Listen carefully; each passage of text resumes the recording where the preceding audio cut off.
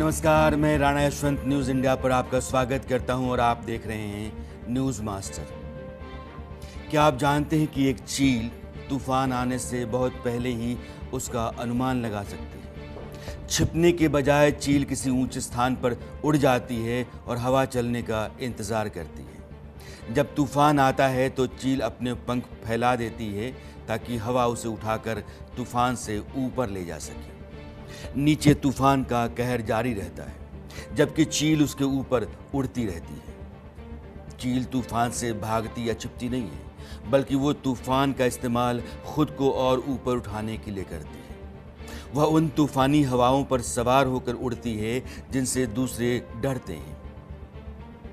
जब जीवन के तूफान या चुनौतियों से हम दो चार हो जाएं तो हम उनसे ऊपर उठकर उस चील की तरह ऊंची उड़ान भर सकें, इसके लिए हमको अपने आप को तैयार करना चाहिए। जीवन के तूफानों या चुनौतियों से डरना कोई रास्ता नहीं है। इसका इस्तेमाल अपने जीवन में और अधिक सफलता हासिल करने के लिए किया जाना चाहिए। चील अपने आप में एक सबक है। तूफान हो तो उसके साथ आप अपने आप को लगातार ऊपर कैसे रख सकते हो और अपने आप को उसके असर से बाहर बचा कैसे सकते हो, ये इल्म आना चाहिए। यह चील की कहानी सबक यही देती है। और अब बात करेंगे उन 4 चैप्टर्स की जिनका जिक्र हम आज न्यूज़ मास्टर में करेंगे। पहले चैप्टर में बात होगी आपकी प्राइवेसी से जुड़ी बड़ी खबर की।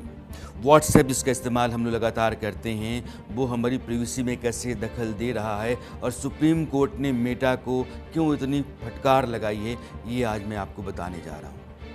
चैप्टर 2 में बात करेंगे राहुल गांधी की, जिनके डोकलाम पर बयान देते देते रहने से संसद के भीतर माहौल गर्मा गया। उनको एक और किताब के बारे में जानकारी देना ज़रूरी है। वो किताब कहती है कि हिमालय में बहुत बड़ी भूल हुई, भयानक भूल, हिमालयन ब्लंडर नाम की किताब। वो किताब क्या कहती है, आज हम आपको बताएंगे। चैप्टर 3 में जिक्र करेंगे अमेरिका और भारत के बीच जो ट्रेड डील हुई है उसकी, कि आखिर कैसे ट्रंप को भारत के आगे झुकना पड़ा। जो लोग कहते हैं कि भारत की सरकार ने समझौते कर लिए और अमेरिकी शर्तों पर उसने अपने आप को राज़ी कर लिया, क्या यह सच है या फिर सच कुछ और है? ट्रेड डील के पीछे की इनसाइड स्टोरी क्या है, यह आज आप जानिए न्यूज़ मास्टर में। और चैप्टर 4 में बात करेंगे एयर इंडिया के बोइंग 787 ड्रीम लाइनर की। क्या लंदन भी अहमदाबाद जैसा हादसा होने वाला था? लंदन के भीतर कब कब एयर इंडिया के विमानों की वजह से पैसेंजर्स की जान पर बन आई, यह आपको विस्तार से बताऊंगा। क्योंकि अहमदाबाद का विमान जो उड़ा था लंदन के लिए, वो हादसे का शिकार हो गया। आरोप इल्ज़ाम पायलट के ऊपर आ गया, लेकिन लंदन में जो कुछ भी हुआ है उसने पूरे मामले को नए सिरे से खड़ा कर दिया है और सवाल फिर बड़े और संगीन हो गए हैं।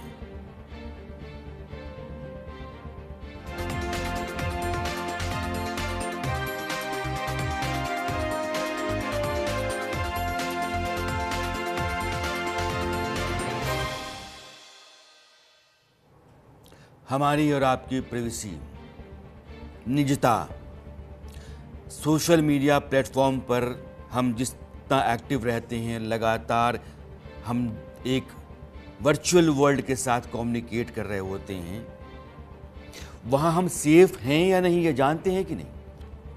कई बार ये सवाल उठते रहे हैं और अब सुप्रीम कोर्ट ने व्हाट्सएप की प्राइवेसी पॉलिसी को लेकर मेटा को, जो उसकी कंपनी है, सख्त चेतावनी दी है।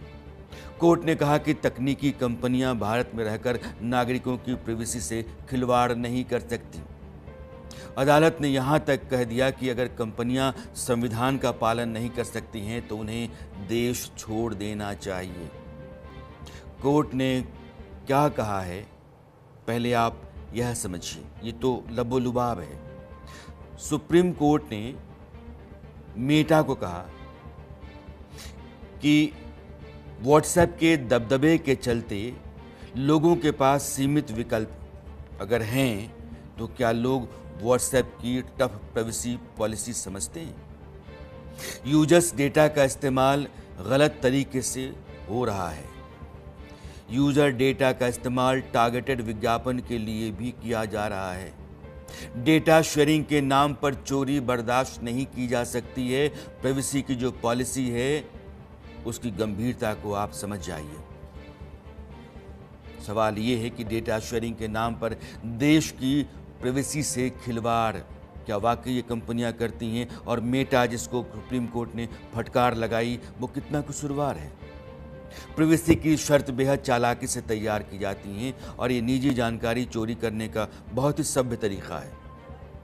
संविधान का पालन नहीं कर सकते हैं तो छोड़ दें। आप हिंदुस्तान को सुप्रीम कोर्ट को कहना पड़ा, इसका मतलब यह है कि मामला बहुत गंभीर है।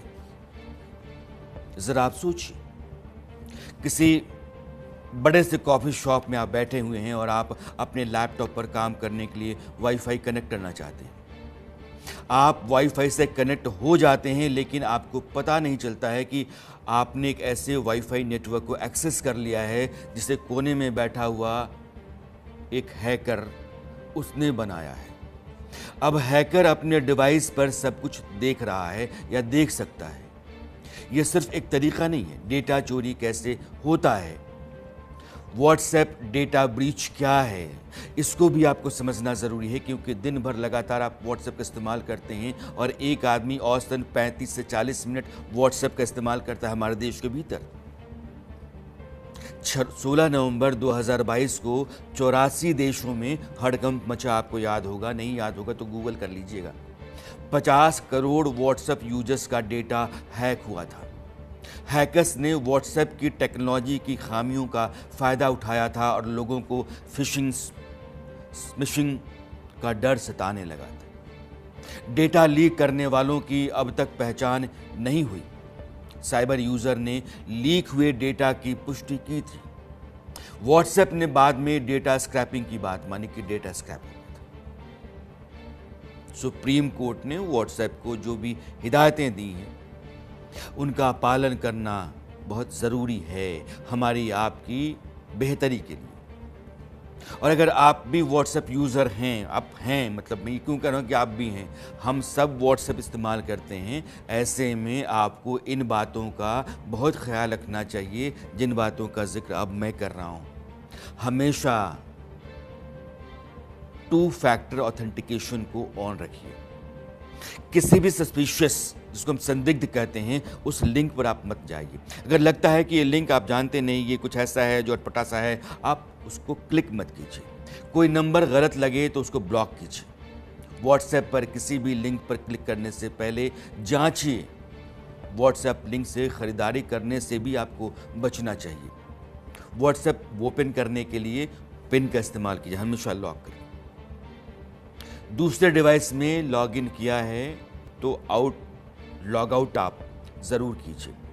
2 हैंडसेट्स होते हैं कई लोगों के पास, वहाँ ऑन है तो ऑफ करिए, उसको लॉग आउट कीजिए, फिर उसके बाद एक डिवाइस के भीतर उसका इस्तेमाल कीजिए।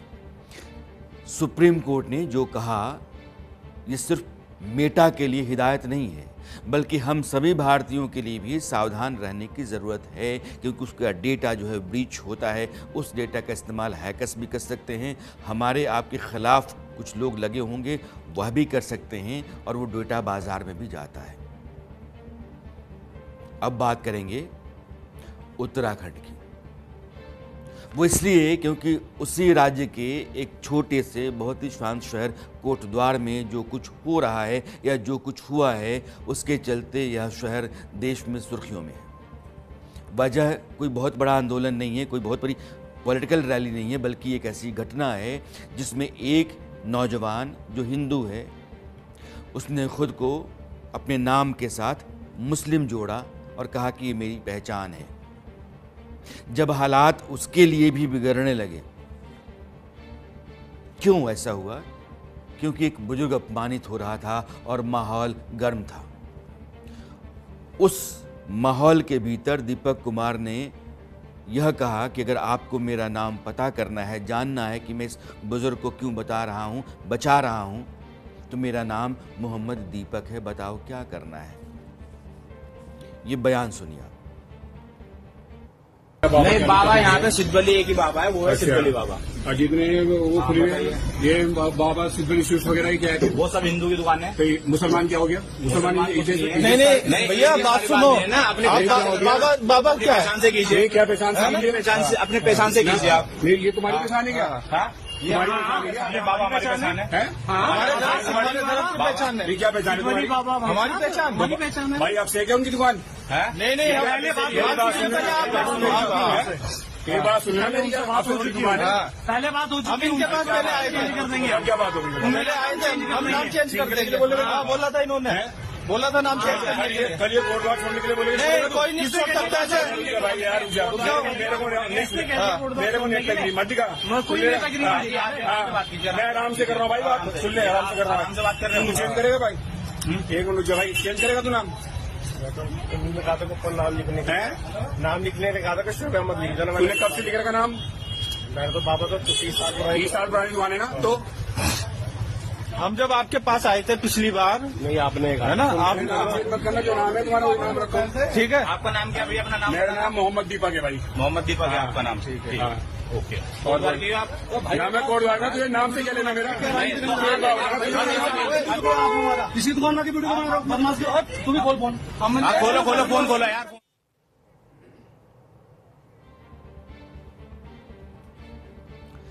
अब ये पूरा जो बवाल था उसका कारण क्या है मैं आपको समझाना चाहता हूँ। कोटद्वार में एक दुकान का नाम है Baba school dress and matching centre.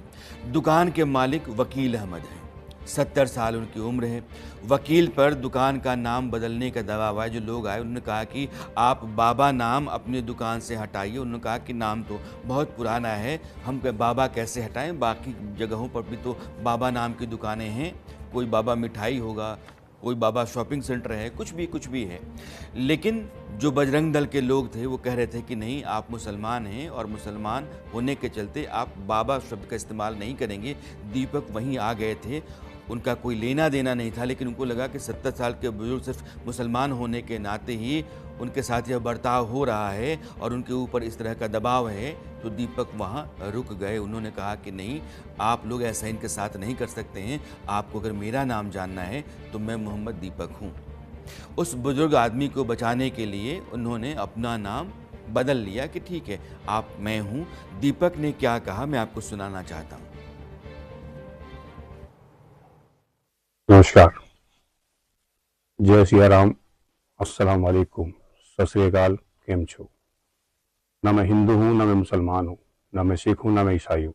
सबसे पहले मैं एक इंसान हूँ, क्योंकि मरने के बाद मुझे जवाब भगवान को देना है, इंसानियत को देना है, ना कि किसी धर्म को देना है। कुछ टाइम से आप एक चीज़ नोटिस कर रहे होंगे कि सोशल मीडिया पर एक वीडियो बहुत तेजी से वायरल हो रही है।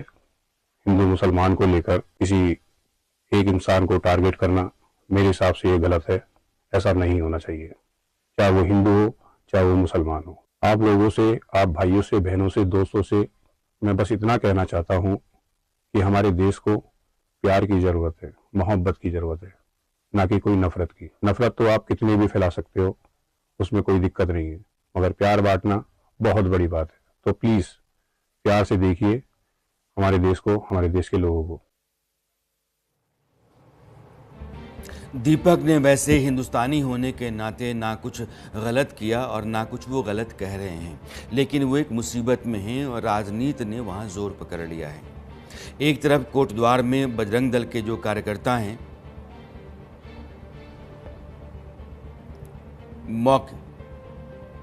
ये तस्वीर आपके सामने है, उस समय की तस्वीर है ये, आप अब देखिए। बजरंग दल के लोग लगातार प्रदर्शन कर रहे हैं और राहुल गांधी ने ट्वीट किया, उसमें उन्होंने दीपक की तारीफ की, उसका समर्थन किया है और कहा है कि उत्तराखंड का दीपक हिंदुस्तान का हीरो है।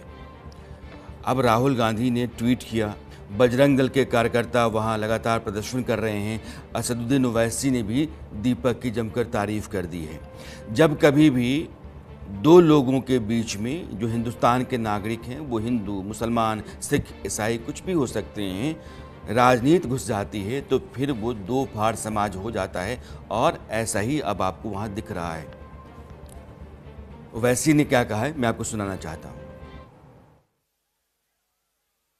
उत्तराखंड के कोटवार में वकील अहमद की दुकान पर बजरंग दल के लोग चले गए और जाकर उनको गाली गलौज और डरा रहे थे, धमका रहे थे कि तुम कैसे बाबा ड्रेस शॉप का नाम लिखते हो, तुम बाबा निकालो। तो उतने में एक हमारा हिंदू भाई जिसका नाम दीपक कुमार है, जिम चलाता है, वो आवाजें सुनकर आया और उसने कहा कि तुम होते कौन हो कि तुम वकील अहमद से कहो जो दुकान 30 साल से कोटवार में है, नाम बदल दो। उसने बजरंग दल के उन तमाम लोगों के सामने, जालिमों के सामने खड़े होकर उनसे बातचीत की, उनको भगाया वहां से। तो बाद में देहरादून से और दूसरे मुकाम से पूरे बजरंग दल के लोग गाड़ियों में आते हैं और उस दीपक कुमार से जब पूछा गया तुम्हारा नाम क्या है, तो उसने कहा मेरा नाम मोहम्मद दीपक है। दीपक एक हिंदुस्तानी है और एक हिंदुस्तानी को जिस तरीके से रहना चाहिए, बर्ताव करना चाहिए, दीपक का पूरा बर्ताव वैसा ही है। कोई भी आदमी मुसलमान है और उसके दुकान पर बाबा जुड़ा हुआ है, इसका मतलब ये नहीं है कि वो बाबा का इस्तेमाल नहीं कर सकता है। हिंदुस्तान में ख़तरे कहीं दूसरे और गंभीर हैं, उन ख़तरों का अंदाज़ा हमें होना चाहिए। बजरंग दल के जिन लोगों ने जाकर के दीपक के साथ मारपीट की या दीपक के लिए वो ख़तरा बन गए, दरअसल वो ख़तरा हिंदू समाज के लिए हैं। अगर हिंदू समाज इसी तरीके से अराजक हो सकता है, वो एक बुजुर्ग आदमी जो लंबे समय से 30 साल से ज़्यादा वक्त से अपनी दुकान चला रहा है, उसके साथ भिड़ सकते हैं, उसकी दुकान का नाम बदलने के लिए उस पर जोर डाल सकते हैं या उसके साथ बदतमीज़ी कर सकते हैं, तो ये वो हिंदू नहीं हैं जिन हिंदुओं ने इस देश में और एक लंबी परंपरा के साथ अपने जोड़ करके अपने हिंदुत्व को और हिंदू होने को गर्व का विषय बनाया है। भारत में कोई भी नागरिक समान अधिकार के साथ, सम्मान के साथ रहने का अधिकारी है। देश में जो खतरे हैं वो कुछ दूसरे तरह के हैं। अगर इस्लाम के भीतर कट्टरपंथ पनप रहा है, वो खतरा है। अगर देश के कुछ इलाकों में मुस्लिमों की आबादी तेज़ी से बढ़ रही है और वो तेज़ी से आबादी जो बढ़ती हुई सी है, वो सीमा पार से एक अलग तरह की साजिश के ज़रिए बढ़ाई जा रही है, वो ख़तरा है। देश के अलग अलग हिस्सों में देश के ख़िलाफ़ एक ख़तरनाक नेटवर्क तैयार हो रहा है इस्लाम के नाम पर, वो ख़तरा है। पाकिस्तान बांग्लादेश में बैठे हुए जो सो कॉल्ड इस्लामिक स्कॉलर्स हैं और आतंकवादी हैं, उन आतंकवादियों के ज़रिए हमारे यहाँ के लड़कों का या एक बड़े तबके का ब्रेन वॉश करके उनको अपने साथ जोड़ करके हिंदुस्तान के विरुद्ध में उनको एक हथियार के तौर पर इस्तेमाल करने की तैयारी चल रही है, तो वो ख़तरा है। और अगर उस ख़तरे के लिए हिंदुस्तान के हित के ख़िलाफ़ कुछ लोग जा रहे हैं, तो वैसा सारे मुसलमान नहीं कर रहे हैं। 20 करोड़ 22 करोड़ मुसलमानों की आबादी में अगर मैंने 20 लाख या 22 लाख लोग ऐसे भी मान लिए जो हैं, तो टारगेट उनको किया जाना चाहिए। देश के ख़िलाफ़ जो काम कर रहे हैं उनकी पहचान होनी चाहिए। देश के भीतर माहौल ख़राब करके हम वैसी ही देश विरोधी ताकतों को और बढ़ने का मौका दें और उनकी आग में इस तरीके से हम घी डालने का मौका दें, ये हमारे लिए यानी कि हिंदुस्तान के लिए अच्छा नहीं है। अगर दीपक ने कहा कि मैं मोहम्मद दीपक हूँ, तो दरअसल उसने कहा कि मैं एक हिंदुस्तानी हूँ और एक हिंदुस्तानी को हिंदुस्तान की बेहतरी के लिहाज से ही अपने फैसले करने चाहिए, ज़रूरी है। और अब बात संसद की। संसद आज का दिन भी हंगामे से भरा रहा। कुछ सांसदों ने स्पीकर की कुर्सी की तरफ कागज़ फेंके, 8 सांसदों को निलंबित किया गया और दूसरी ओर राहुल गांधी थे, उन्होंने आज भी चीन का राग अलापा। राहुल गांधी का चीन का राग जो बार बार संसद के भीतर 2 दिनों से उठ रहा है, दरअसल आज उसका एक दूसरा हिस्सा मैं आपको दिखाना चाहता हूं, जिस फॉर्मर आर्मी चीफ नरवणे की किताब का हवाला दे करके राहुल गांधी ने यह कहने की कोशिश की है कि दरअसल पाकिस्तान, माफ़ कीजिएगा, चीन कि फौज टैंक लेकर के भारत की सरहद तक आ रही थी और उस दौरान आर्मी चीफ ने देश के प्रधानमंत्री रक्षा मंत्री को फ़ोन किया था। उस बातचीत में क्या कहा गया प्रधानमंत्री रक्षा मंत्री की तरफ से, यह मैं आपको बताना चाहता हूं। वह किताब दरअसल अभी अनपब्लिश्ड है, वो छप कर के नहीं आई है, लेकिन जो किताब छपी है और लंबे समय से वो दस्तावेज़ के तौर पर है, उस किताब के हवाले से मैं कुछ सच्चाइयाँ आपको बताना चाहता हूँ और राहुल गांधी तक भी पहुँचाना चाहता हूँ। ये किताब 1962 के युद्ध पर लिखी हुई है और बहुत चर्चित किताब मानी जाती है। किताब के लिखने वाले ब्रिगेडियर दलवी हैं और उस किताब में 1962 में भारत ने जो बहुत करारी हार झेली थी चीन के हाथों, उसके कारण गिनाए गए हैं। उन्होंने उस समय के प्रधानमंत्री जवाहरलाल नेहरू के फैसलों को अपनी किताब में कटघरे में खड़ा किया है। इससे पहले कि मैं आपको बताऊं कि इस किताब की और क्या क्या बातें हैं जिनको आपको, हमको, देश को जानना चाहिए, क्योंकि हर आदमी किताब पढ़ नहीं पाता है, लेकिन उसकी जो मोटी मोटी बातें हैं कम समय के भीतर आपके सामने रख सकूं, उसकी खातिर जो मैंने निकाल रखी हैं वो मैं आपके सामने रख रहा हूं। ब्रिगेडियर जेपी दलवी 1962 का जो युद्ध हुआ चीन के खिलाफ, सेना की 7वीं इन्फेंट्री ब्रिगेड के कमांडर थे। चीनी सेना ने ब्रिगेडियर दलवी को युद्धबंदी बना लिया था। 7 महीने तक वे चीन की सेना की कैद में रहे और ब्रिगेडियर दलवी मैदान में डटे रहे, युद्धबंदी बने और हिंदुस्तान जिंदाबाद के नारे दुश्मन के खेमे में भी लगाते रहे। ब्रिगेडियर दलवी ने अपनी आंखों से जो देखा, जो समझा, जो झेला, उसको अपनी किताब में रखा और उस किताब में ब्रिगेडियर दलवी ये कहते हैं किताब के भीतर, जो आपके ग्राफिक्स में अब सामने आ रहा है, ऐसा क्या खास है, इसको मैं आपको समझाना चाहता हूं।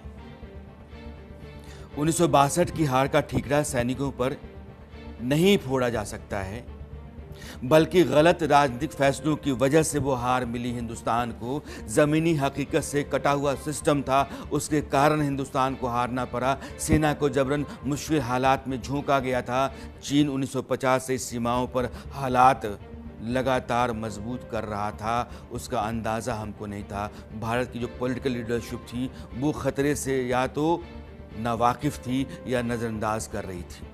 सेना को न पर्याप्त हथियार दिए गए, न उसको रसद पहुंचाया गया। युद्ध के लिए कोई बुनियादी ढांचा भी नहीं था।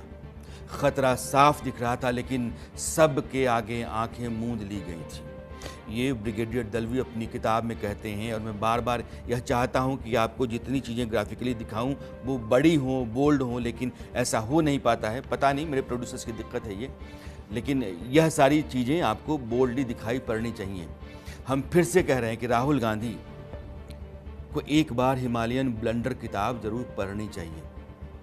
ब्रिगेडियर दलवी ने इस किताब में बिना लाग लपेट जो पॉलिटिकल लीडरशिप उस समय की थी उसको किस तरीके से कटघरे में खड़ा किया है और उसकी भूमिका उस हार को लेकर के कितनी रही, वो जो पॉलिटिकल लीडरशिप की सरकार थी उसकी जिम्मेदारी कितनी है, उसकी गिरेबान वो कैसे पकड़ते हैं, यह जानने के लिए उस किताब को पढ़ना बहुत ज़रूरी है। ब्रिगेडियर दलवी के निशाने पर कौन कौन रहा, यह ज़रा आप देखिएगा।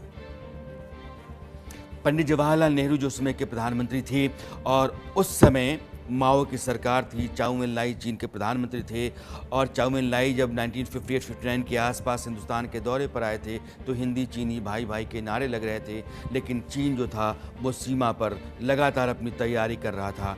वो हिंदी चीनी भाई भाई के नारे तो लगवा रहा था, पंडित नेहरू को उसने पटा रखा था, लेकिन उसकी मंशा जो थी वो कुछ दूसरी थी। वो अपने इरादों के ऊपर लगातार काम कर रहा था और यह सिर्फ इसलिए कि आपने अपनी पॉलिटिक्स को देश के हित के ऊपर रखा, इसलिए आप नज़रअंदाज कर गए। वी.के. कृष्ण मेनन उस समय के रक्षा मंत्री थे, नेहरू जी के बहुत ही विश्वास पात्र और बहुत करीबी माने जाते रहे और वी.के. कृष्ण मेनन कि इतनी गलतियां रहीं, इतने ब्लंडर्स किए उन्होंने 1962 के युद्ध में। कभी मैं कृष्ण मेनन को लेकर के एक पूरा का पूरा एपिसोड आपको दिखाऊंगा। एक अड़ियल आदमी, एक ज़िद्दी आदमी, उस आदमी ने हिंदुस्तान की हार के पीछे अपनी भूमिका कितनी रखी या उसकी भूमिका कितनी थी, आपको कई किताबों के हवाले से एक रोज़ बताऊंगा। जनरल BM कॉल, उस समय उनको जिम्मा दिया गया था कि आप उस इलाके में जो ईस्टर्न यानी कि एनी जोन है, जहां लड़ाइयां चल रही थी अरुणाचल के इलाके में या फिर लद्दाख के इलाके में, तो वो टॉप कमांडर थे, वहां पोस्टिंग मिली हुई थी, लेकिन उधर उनका कोई अनुभव नहीं था। लेकिन BM कॉल भी मोर्चे पर नहीं थे और BM कॉल को भी जानकारियाँ उतनी नहीं थी जो वहाँ युद्ध के मैदान में मिल रही थी या वहाँ से जो चुनौतियाँ सामने आ रही थी। तो एक तरीके से चीनी फ़ौज और चीनी फ़ौज के सामने हमारी सेना की कमज़ोरियाँ, हमारी सेना का रसद, हमारी सेना के लिए बाकी सारी ज़रूरी चीज़ें ना के बराबर थी। PT शू पहन करके हमारे जवान वो लड़ाई लड़ रहे थे और एक बड़ी शर्मनाक हार हिंदुस्तान को झेलनी पड़ी थी। इस बात का जिक्र राहुल गांधी को संसद में भी करना चाहिए। मैंने अभी POK अक्साई चिन्ह इसका जिक्र नहीं किया क्योंकि पिछले एपिसोड में मैंने किया है, लेकिन बीती सरकारों के हिस्से जितने भी गुनाह हैं उन गुनाहों पर पर्दा भी नहीं डाला जा सकता है। अगर आज की सरकार भी कुछ ऐसा करती है जिसमें देश का हित खतरे में आता है, जिसमें देश की ज़मीन दुश्मन के कब्ज़े में जाती है, तो पहला फ़र्ज़ हर नागरिक का बनता है कि आवाज़ बुलंद करो। और हर मीडिया का देश हित से ऊपर कुछ नहीं होता है, लेकिन जब आप देश हित को लेकर के किसी सरकार को कटघरे में खड़ा करते हैं तो अपने बारे में भी पूरी जानकारी रखनी चाहिए या फिर मीडिया को भी यह दोनों चेहरे दिखाने चाहिए। जिस डोकलाम का जिक्र राहुल गांधी ने किया था, आपको याद होगा कि 2017 में भारत और चीन की सेना आमने सामने थी। भूटान, तिब्बत और हिंदुस्तान, सिक्किम के पास का इलाका, वो जो एक त्रिकोण है, वहीं चीन सड़क बना रहा था और हिंदुस्तान की फ़ौज 2.5 महीने तक वहाँ अड़ी रही, जमी रही। चीन की फ़ौज पीछे हटी और वो मामला सुलझा था। उस दौरान राहुल गांधी ने चीनी राजनयिक से मुलाकात की थी। यह सवाल क्यों नहीं पूछा जाना चाहिए? जब देश की सेना दुश्मन से दो चार है, मैं दुश्मन के राजनयिक को बुला करके बातचीत कैसे कर सकता हूँ? सवाल बहुतेरे होते हैं। हमारा काम ये है कि हर बात आपके सामने ठीक से रखें ताकि आपको अपनी राय तैयार करने में आसानी हो। ब्रिगेडियर दलवी के मुताबिक युद्ध के मैदान में हारने से पहले भारत का जो नेतृत्व था वो अपने लेवल पर हार चुका था। इस किताब में उन्होंने भारत के वीर जवानों की हालत के बारे में भी बताया है और हिमालयन ब्लंडर्स उन वीर जवानों की हालात का जिक्र करते हुए कहती है कि सैनिकों को पर्याप्त कपड़ों के बिना ही ऊंची चोटियों पर भेजा गया था। जवानों के पास भारी हथियार नहीं थे जो लड़ने के लिए बहुत ज़रूरी थे। मजबूत सप्लाई लाइन उनके पास नहीं थी। उनको ये पता नहीं था कि बचने का रास्ता क्या है, कि पीछे कैसे जा सकते हैं। हिम्मत से वो सारे के सारे जवान भरे हुए थे, लेकिन संसाधनों का टोटा था और चीनी सेना पूरी तैयारी के साथ सामने थी। बिना हालात जाने फॉरवर्ड पॉलिसी बनाई गई। ऊंचाई पर बैठी चीनी सेना के पास पूरा कंट्रोल था कि ऊपर से देख रही है कि ये आ रहे हैं और वो चूंकि स्ट्रैटेजी पहले से थी, प्लानिंग पहले से थी, जाहिर है कि वो भारी पड़ी। लेकिन हमारे जवान जो सीने में हौसला लेकर के और भारत माता के लिए अपनी देशभक्ति के साथ आगे बढ़ते रहे, शहीद होते रहे, उन्होंने वीरता की, शहादत की, वतन परस्ती की ऐसी कहानी लिखी जिसको इतिहास हमेशा याद करेगा।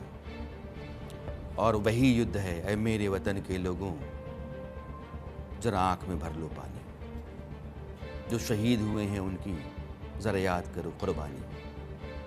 उसी युद्ध की गाथा है ये, उसी का दर्द है, उसी के आंसू हैं। अब मैं आपको टीवी स्क्रीन पर दो तस्वीरें दिखाना चाहता हूं, और इसलिए कि विषय अब बदल रहा है। एक अमेरिकी राष्ट्रपति डोनाल्ड ट्रंप का जो एक्स है और दूसरा प्रधानमंत्री नरेंद्र मोदी का जो पोस्ट है। और बात मैं कर रहा हूँ हिंदुस्तान और अमेरिका के बीच में ट्रेड डील जो हुई है, इस बात का ऐलान डोनाल्ड ट्रंप ने किया है उसके सिलसिले में। डोनाल्ड ट्रंप का जो पोस्ट है वो ये कहता है, अगर बड़ी वॉल पे मैं आपको दिखाना चाहूँ कि इस पोस्ट में क्या है तो आपको साफ साफ नज़र आएगा कि डोनाल्ड ट्रंप ने अपने एक्स पोस्ट में 3 बातों का बड़ा खुल करके जिक्र किया। एक ये है कि हम जो 50% टैरिफ है उसको हम 18% कर रहे हैं, कि हिंदुस्तान का सामान जो अमेरिका जाएगा उस पर जो शुल्क बैठेगा 18%, यानी कि 100 रुपये का सामान है तो 118 रुपये में अमेरिका में वो बिकेगा। भारत अमेरिका के बीच जो डील होगी, भारत अमेरिका से 500 अरब डॉलर की खरीद करेगा। अमेरिकी सामान 500 अरब डॉलर, ये पागल हो गया आदमी। आज की तारीख में 42-43 अरब डॉलर की खरीद हम करते हैं अमेरिकी सामान की। 500 अरब डॉलर हम कहाँ से जा कर लेंगे, क्या कर लेंगे? अमेरिकी सामान पर टैरिफ को भारत शून्य करेगा, ज़ीरो टैरिफ कैसे कर सकते हैं?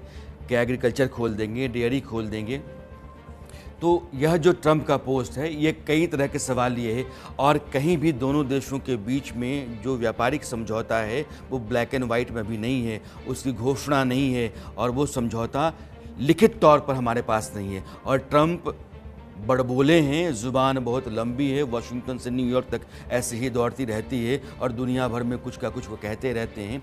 तो जाहिर है कि उनकी बात पर आप यकीन नहीं कर सकते हैं जब तक कि ब्लैक एंड वाइट में पूरा का पूरा यह करार आ नहीं जाता है। भारत से आने वाले सामान पर 18% ट्रैफिक, ये मैंने आपको बताया। अब मैं नरेंद्र मोदी का जो एक्स है उसको दिखाना चाहता हूं कि नरेंद्र मोदी ने अपने पोस्ट में डोनाल्ड ट्रंप का धन्यवाद ज्ञापित किया, लेकिन उन्होंने सिर्फ एक ही बात का जिक्र किया कि जो हम 1 करोड़ 40 लाख लोग हैं, आपका धन्यवाद या आपका शुक्रिया करते हैं 18% टैरिफ लाने के लिए। 50% से 18% जो आपने अपना शुल्क गिराया है उसके लिए आपका बहुत बहुत धन्यवाद समूचे भारत की ओर से। कहीं लिखा है कि 500 अरब डॉलर का हम वहाँ से इंपोर्ट करेंगे, कहीं लिखा है कि हम जो 0% ड्यूटी लेंगे। नरेंद्र मोदी ने बहुत संभल करके सिर्फ उसी बात का जिक्र किया है जो बात दोनों देशों के बीच में सहमति के तौर पर कागजी रूप में भी आएगी। लेकिन डोनाल्ड ट्रंप है, बोलने के लिए कुछ भी बोल देते हैं।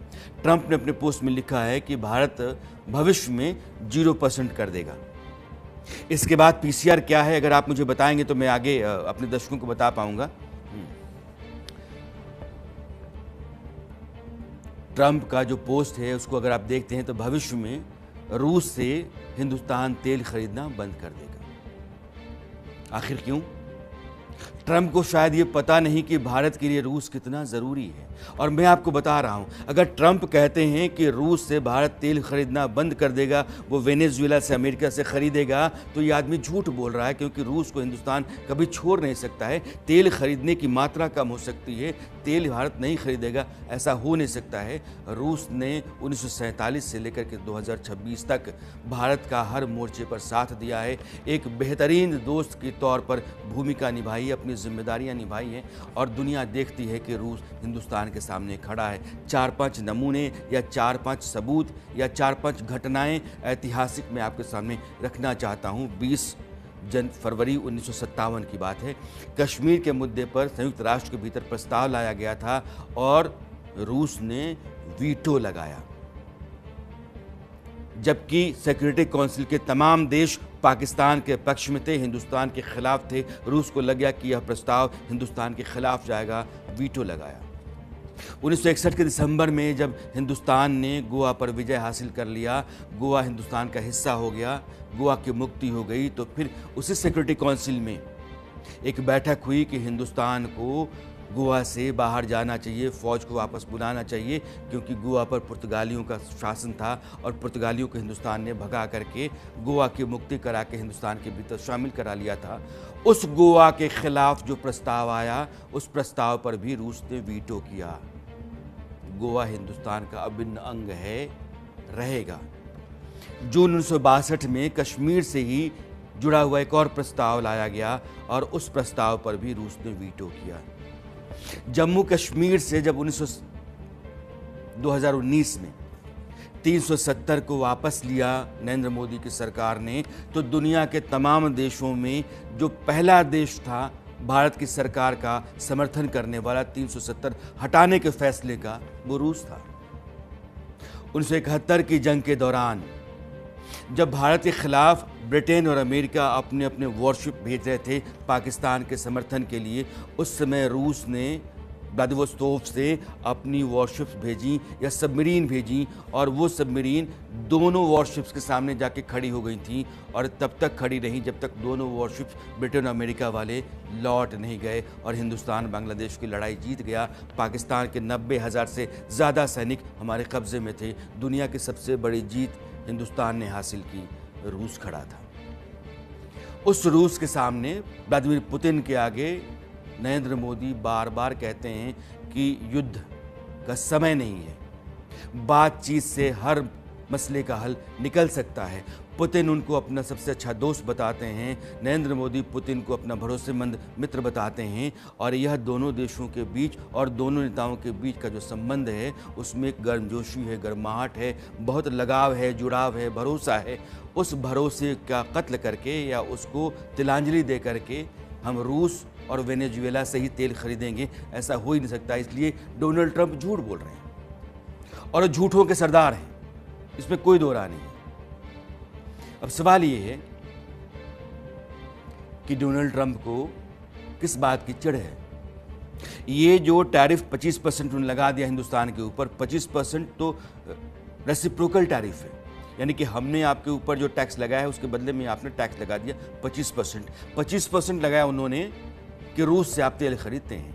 हिंदुस्तान का हर माल जो अमेरिका जा रहा है उस पर 50% टैक्स, हमारा पूरा बाजार जो अमेरिका में था वो बैठ गया।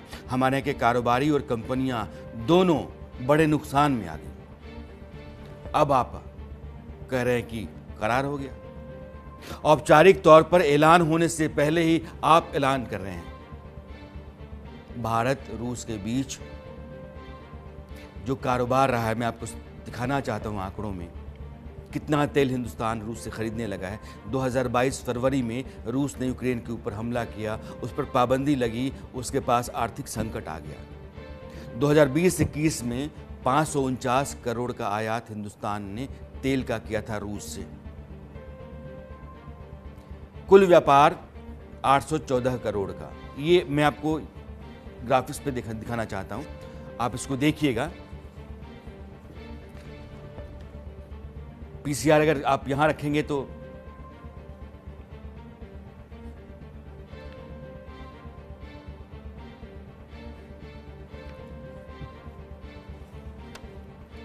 दो 2021-22 में 987 करोड़ का आयात हमने किया था, 325 करोड़ का निर्यात।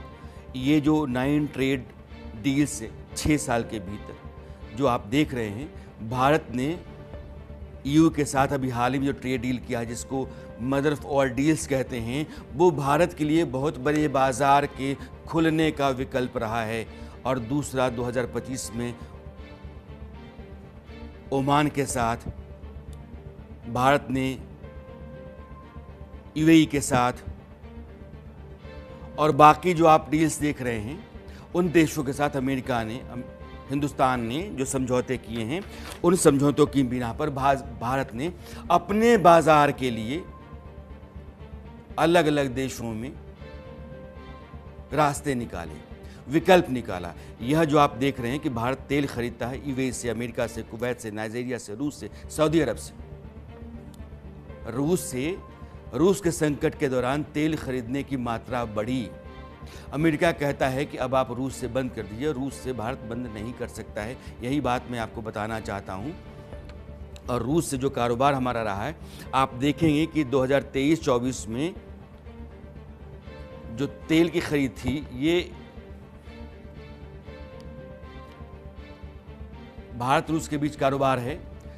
2021 में 549 करोड़ का आयात हमने किया और कुल व्यापार जो है वो 814 करोड़ का रहा। 21-22 में 987 करोड़, 22-23 में 4,621 करोड़ और 23-24 में 4,936 करोड़। आप देख रहे हैं कि जो आयात है वो लगातार बढ़ता चला जा रहा है और 24-25 में 6,384 करोड़। हिंदुस्तान ने रूस को पैसे दिए, वहाँ से तेल खरीदे, रियायती दाम पर तेल मिल रहा था, हिंदुस्तान को भी फ़ायदा था, रूस को ज़रूरत थी। एक दोस्त की ज़रूरत और अपने फ़ायदे के लिए हिंदुस्तान ने वो विकल्प अपनाया जो विकल्प उस समय सबसे मुफीद था, मुनासिब था। और यह आप देखिएगा तो लगातार भारत ने रूस का समर्थन किया, रूस के साथ खड़ा होकर के अमेरिका को नाराज किया। अमेरिका को लगता है कि यूक्रेन के ऊपर जो हमला होता है वो हमला हिंदुस्तान के पैसे से होता है, क्योंकि रूस से हिंदुस्तान तेल खरीदता है, उस तेल को यूरोपीय देशों को बेचता है और यूरोपीय देशों का जो पैसा मिलता है उसको, और जो खरीद का पैसा है यह सब रूस के पास है, इसलिए वो यूक्रेन के ऊपर हमला करता है। दरअसल हिंदुस्तान ही यूक्रेन के ऊपर हमले का बहुत बड़ा कारण है, या फिर वो ईंधन है जो रूस को मिल रहा है। और इसीलिए उन्होंने कहा कि 25% टैरिफ लगा रहे हैं डोनाल्ड ट्रंप ने। और भारत लगातार अमेरिका के साथ अपने व्यापारिक संबंधों को बेहतर करने के प्रयास करता रहा। अमेरिका के जो सामान का आयात होता है उनमें कोई बहुत बड़ी अड़चन किए बगैर यह जो स्थिति है, इसलिए है, मैं आपको ही बताना चाहता हूं। दरअसल डोनाल्ड ट्रंप को डर हो गया। डर इस बात का हो गया कि भारत अपने लिए अब बहुत सारे विकल्प खोल रहा है। चीन के साथ उसके संबंध बेहतर हो रहे हैं, चीन के साथ व्यापारिक रिश्ते उसके बढ़ रहे हैं। यूरोपियन यूनियन के साथ 27 देशों का एक बड़ा फोरम, उसके साथ भारत ने जो समझौता किया है जिसको मदर ऑफ ऑल डील्स कहा जा रहा है, भारत के लिए बिना शुल्क के 99% भारतीय सामान यूरोपीय बाज़ारों में बिना टैरिफ के जाएंगे और भारत को इससे बेहतर कोई और मौका मिल नहीं सकता है। और अगर यूरोप भारत के पास है, चीन के साथ कारोबार बढ़ रहा है, तो 140 करोड़ का हिंदुस्तान अमेरिकी जो उत्पादक हैं, जो कंपनियां हैं, कारोबारी हैं, उनके हाथ से निकल जाएगा। इसलिए गरज अमेरिका की थी और अमेरिका ने अपनी गरज से भारत के साथ समझौता किया होगा। भारत ने अमेरिकी शर्तों पर घुटने नहीं टेके होंगे, इस बात की गारंटी है। जब कभी पेपर पर ब्लैक एंड व्हाइट पर यह समझौता आएगा, आप देखिएगा। अमेरिका ने किस देश पर कितना टैरिफ लगाया है, इस बात का अंदाज़ा आपको इसलिए मैं करवाना चाहता हूं क्योंकि अब हमारे ऊपर टैक्स जो है या टैरिफ वो 18% हो गया है। चीन के ऊपर टैरिफ 30%, हालांकि मेरा ख्याल है कि 50%, इराक 35%, दक्षिण कोरिया 25%, पाकिस्तान के ऊपर 29%, बांग्लादेश 37%, भारत 18%। यह भारत के साथ जो रियायत है यह सिर्फ इसलिए है कि इन देशों को देखकर के हिंदुस्तान को लगे कि हिंदुस्तान के पास बेहतर विकल्प है अमेरिका के साथ कारोबार करने का। रूस एक तरफ, यूरोपीय यूनियन, ये दोनों ही ट्रंप के लिए, माफ कीजिएगा, परेशानी का कारण बने हुए हैं। रूस के बारे में हमने आपको बताया, लेकिन अब बारी है यूरोपियन यूनियन की, जिसका जिक्र मैं भी कर रहा था। भारत और यूरोपियन यूनियन के बीच हाल ही में जो डील हुई है उससे ट्रंप बहुत परेशान हुए और उसको मदर ऑफ ऑल डील्स मैंने पहले भी कहा कि वो है। कैसे है ये समझिए आप। मदर ऑफ ऑल डील्स क्यों है? भारत और यूरोपियन यूनियन के बीच ऐतिहासिक फ्री ट्रेड एग्रीमेंट हुआ जिसको हम FTA कहते हैं। 2 अरब से ज़्यादा लोग इस बाज़ार से जुड़ेंगे, 140 करोड़ का हिंदुस्तान। डील में जो दुनिया भर की GDP है उसका 25% इन 28 देशों का है जो इसमें हैं। डिफेंस टेक्नोलॉजी मजबूत होगी, फार्मास्यूटिकल के क्षेत्र में, IT, एग्रीकल्चर, इन सेक्टर्स में मौके बढ़ेंगे। ज्वेलरी का निर्यात हिंदुस्तान करेगा जो अमेरिका ने दरवाजे बंद करके रखे हुए हैं। टेक्सटाइल के लिए यह रास्ता खुलेगा, भारतीय उद्योगों को नई दिशा मिलेगी।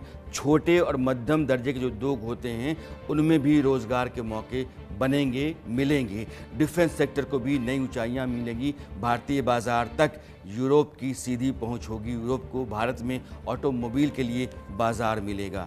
यह सारी सहूलियतें, सुविधाएं भारत को इस बार मिलेंगी। अब आपको मैं ये बताता हूं कि बीते 6 सालों में भारत ने कौन कौन सी 9 बड़ी ट्रेड डील की हैं। हालांकि उनका जिक्र मैंने पहले भी किया, वो वीडियो मैंने पहले भी आपको दिखाया, वो ग्राफिक्स आपको दिखाया, लेकिन फिर से मैं आपको दिखाना चाहता हूं।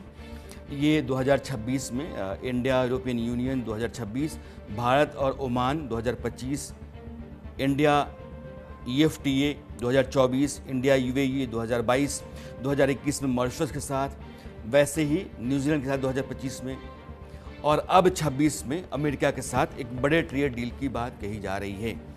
मेरा सवाल है कि अमेरिका के साथ ट्रेड डील जो होगी उसमें हिंदुस्तान अपनी खेती और अपनी डेयरी, इन दोनों को बचा करके रखेगा। खेती और डेयरी 2022, ये जितनी भी चीज़ें हैं, ग्राफिक्स हटाइए आप, PCR मुझे चाहिए नहीं।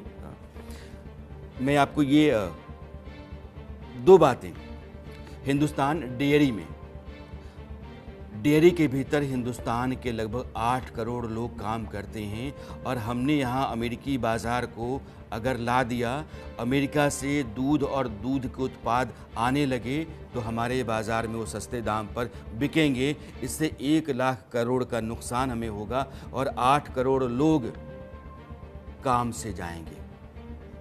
खेती में हम अमेरिकी की जो GM सीड्स है, जेनेटिकली मॉडिफाइड सीड्स, जिसका जिक्र बार बार अमेरिका करता है, हिंदुस्तान के भीतर बहुत तरह के बीज को लाना चाहता है। अगर वह बीज आ जाए तो हिंदुस्तान की खेती चौपट हो सकती है, अंदेशा कृषि के जानकार बताते हैं, और पर्यावरण को भी खतरा होगा। इसलिए भारत की सरकार ने यूरोपियन यूनियन के साथ भी जो डील किया, उसमें खेती को उसने बचा करके रखा है कि नहीं बाबा, ये इलाका हमारा है, इस इलाके में तो कोई नहीं आएगा। कोई डील ऐसी नहीं जिसमें इसमें आपकी घुसपैठ हो। अमेरिका के साथ भी हिंदुस्तान कम से कम इन 2 हिस्सों को तो बचा करके रखेगा, और वह नहीं जो डोनाल्ड ट्रंप कह रहे हैं कि हम 0 टैरिफ के साथ आपके साथ व्यापार करेंगे और $500 अरब तक का कारोबार करेंगे। कहां से कर लेंगे? नहीं संभव है। और अब चलते चलते मैं आपको वो इन्फॉर्मेशन देना चाहता हूं जो रोज देता हूं, और ये जो सूचना है इसलिए होती है कि आप इसको सुने, अपनी यादों में या अपनी ज़रूरत में शामिल किया करें। आपको पता है कि दुनिया की सबसे छोटी हवाई यात्रा कौन सी है? आपको जानकर हैरानी होगी कि ये हवाई यात्रा सिर्फ 90 सेकंड की है। 90 सेकंड। स्कॉटलैंड के आर्कनी आइलैंड से या द्वीप समूह से, उसके भीतर 2 छोटे छोटे द्वीप हैं। इनका नाम है वेस्ट्रे और पापा वेस्ट्रे। यह कोई आम उड़ान नहीं है, बल्कि Guinness book of world records में दुनिया की सबसे छोटी कमर्शियल फ्लाइट के तौर पर इसको दर्ज किया गया है। इस यात्रा की दूरी सिर्फ 2.7 किलोमीटर है, और इसे पूरा करने में विमान को औसतन सिर्फ 90 सेकंड लगते हैं। कभी कभी हवा की दिशा अनुकूल होने पर यह सफ़र 53 सेकंड का भी हो जाता है। तो दुनिया की इस सबसे छोटी उड़ान के बारे में भी आपको जानकारी होनी चाहिए। अब समय हो चला है आपसे विदा लेने का। मेरी आपकी मुलाकात कल फिर होती है, तब तक ले दीजिए विदा। नमस्कार।